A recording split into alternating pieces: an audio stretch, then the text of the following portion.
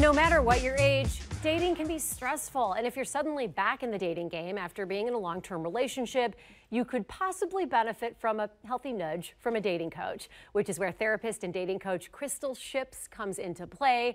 Crystal, there are people watching right now who know they want to get out there, they're newly single, they don't know where to begin. Would you advise the internet or would you advise something else?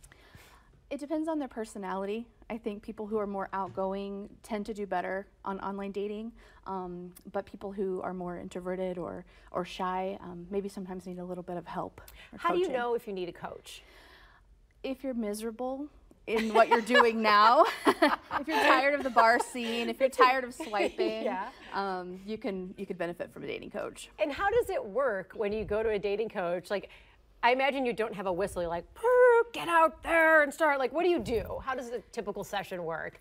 Well, first of all, the first session, I usually take a history of their past relationships. And then we talk about confidence and how to deal with rejection, because that's inevitable. We work with their self-esteem and some tips that maybe make them a little bit more open to the process. You know, it's interesting. I was just talking to one of my friends who's newly divorced, and he was stressing and like, tell me if this was right to say or not. Sure. I said, like, 9 out of 10 dates aren't going to work, or else we'd all be married right away. It's true. Right? Like, dating is rejection, which is why it's kind of the pit sometimes. But Yes. is that how you coach them, saying, you know, like, most won't work out because if it did, no one would be dating? Oh, absolutely. There are definitely going to be more bad dates than good dates. So just get that, make peace with that right away. Yes, your expectations. And then what do you do? What do you tell someone who, okay, let's just say someone's like 50, newly dating, doesn't want to be on Tinder, swiping across God knows what. Right. 26-year-olds on Tinder. So Yes. what do you tell them? I think it's important to accentuate the positive about you. Everyone's got wonderful things that they have to offer. I think a lot of times after a divorce, or if your spouse has passed away and you haven't dated in a long time, I have a friend who, she said, you know, I'm not 30 anymore. I'm more saggy and more, you know, than I used to be. And just helping them with their confidence, rebuilding that self-esteem and helping them kind of navigate that. What would you say would be a good timeline when it comes to discussing expectations with the people you're dating? And what I mean by that is, are you dating to get married, which a lot of people are? Are you dating because you want to find someone to have kids with? Like, at what point do you talk about that stuff without scaring the other person or going too far too soon in the conversation? It seems like the older the dating client, the sooner those talks tend to happen. If the client's in their late 20s, early 30s, they have some time before they want children.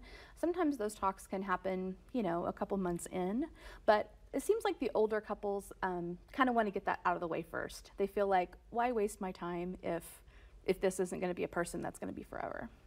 You have a contest coming up. I do. What kind of contest is this? It's very exciting. At my practice, we're going to give away 6 date coaching sessions, a makeover, and I'm going to set the bachelor or bachelorette up on 3 dates. That's a great deal. Yeah. So how do people enter?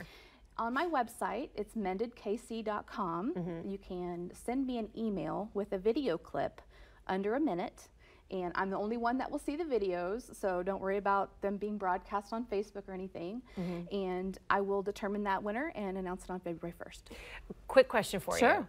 We keep hearing, this is, hopefully you're not dealing with this right now, but since you're a dating coach and a therapist, what is micro-cheating? Everybody's talking about it. Is that just when you're peeking at people's photos on like Instagram, or is there something else people are doing to micro-cheat? I think that it's a little more than that. I think it's anything that can be deemed as suggestive.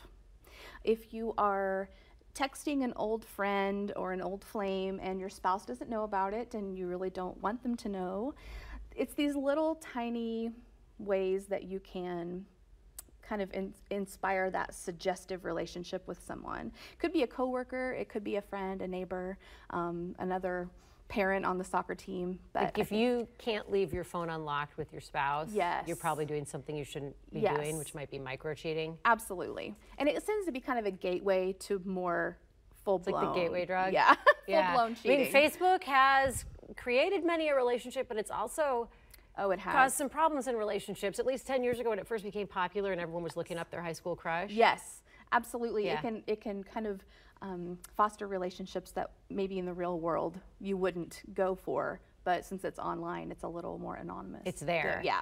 We're really happy to have you here. Therapist and dating coach Crystal Shipp, and we will post links and so people can enter your contest. That'll be really exciting. Thank you. To see. And let us know if you win and you get a love connection, because we want to have you back on with